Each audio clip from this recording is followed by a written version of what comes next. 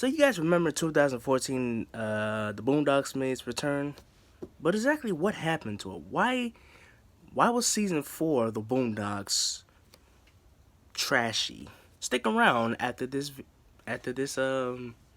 Where Are You? Theme song.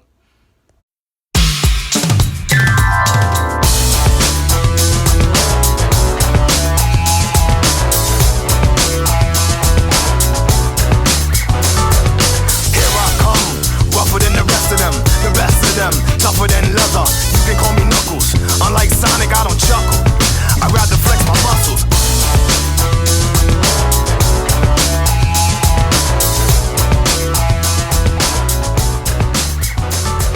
What's up, ladies and gentlemen? It's your boy Samurai Black Zack, and today we are going to talk about. Well, there are two stories of why the Boondocks suck and what's going on with Aaron McGruder. But I'm going to read you one of them, and I'm going to read you the second part right after this video. So without further ado, let's get started. Now, according to this article, you see right here.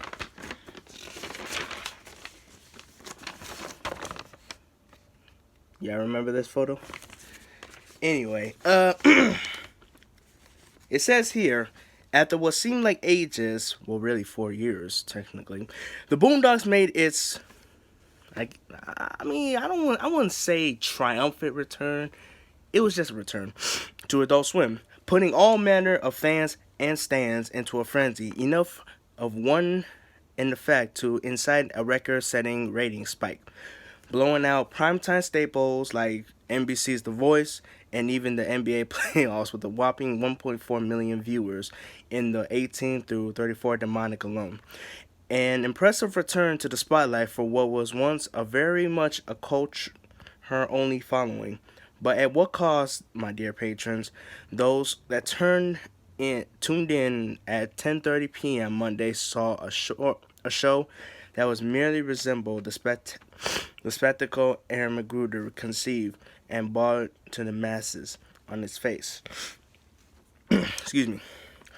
Once the 30 seconds of the fourth and final season's premiere episode, Pretty Boy Flizzy, and may I remind you that's a good episode in my opinion, playthrough, it was blatantly apparent that this okay player that the movement we had all fear upon us.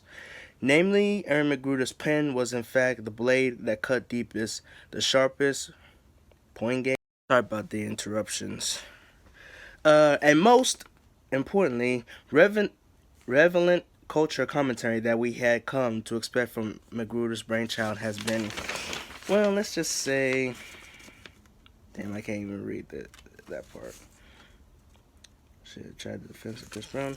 Okay, the episode itself on the criminal mishaps of one pretty boy Flizzy, clearly modeled after the somewhat talented and inexplicable famous platinum blonde we all know as Chris Brown, and his own run-ins with the law. We were forced to bear witness Flizzy's improprieties as he consistently let down his fans in a series of terrible, obvious blunders, involving the beating of his girlfriend, which is supposed to be a parody version of Rihanna, the robbing of convenience store, and scuffling in VIP with another R&B star. I don't know who that is. While the show does a decent job of putting the burden of responsibilities onto Flizzy/Breezy's shoulders, they essentially provided him with a cop-out in the end, chalking up all these very public incidents to his lack of ability to stay relevant. So, it can exploit a life lesson from a story of that episode. It's this: if you're a public figure in the hip-hop community and you happen to have a rap sheet as tall as your walk-up, that's okay. As long as you're tactical about creating the spectacles as part of some grand marketing ploy. Really, people, aside from picking literally the smallest speck on the windshield to go after, you choose that as your leadoff? I guess this person was pretty pissed. Your season premiere and don't call it a comeback has nothing to do that strikes you as even marginally more relevant than what Chris Brown, I ain't gonna say it's a MF, but I ain't gonna say it on YouTube. China Brown has failed to accomplish in the past 5 years. Miley's takeover, Obama's re-election, hell, Fukushima. Yeah, start those things off with Trayvon Martin probably would have been a bit heavy, but Chris Brown really though? Well, to be honest, this was someone else who made this project, not Aaron McGruder. I was someone who truly believed that we should all reserve our judgment on what of this nature could be like without its architect. There were indications that Magruder's involvement on season 3 was somewhat hands off with no dire results.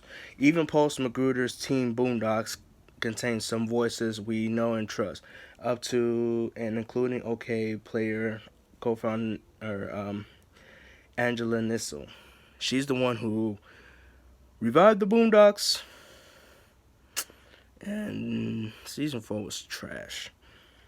Who has co-written credit on this episode, but having plot is, we've known that Aaron McGruder is no one tricking nothing, developing his Black Jesus webisode series into a full-length series. That show is trash. Where he will take on the throne of one of hip hop's, well, I guess you could say pop culture's most pivoted voices.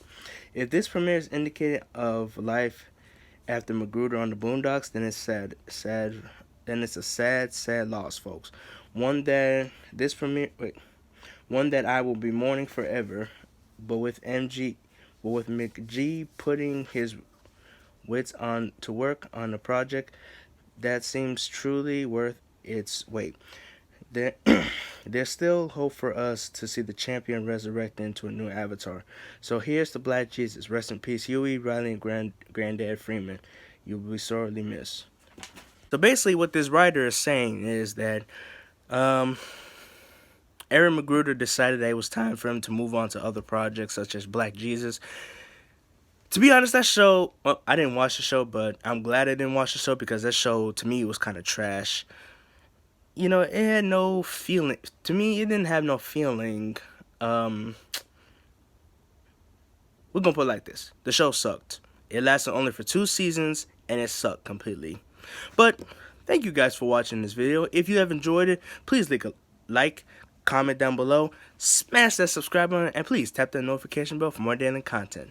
Peace.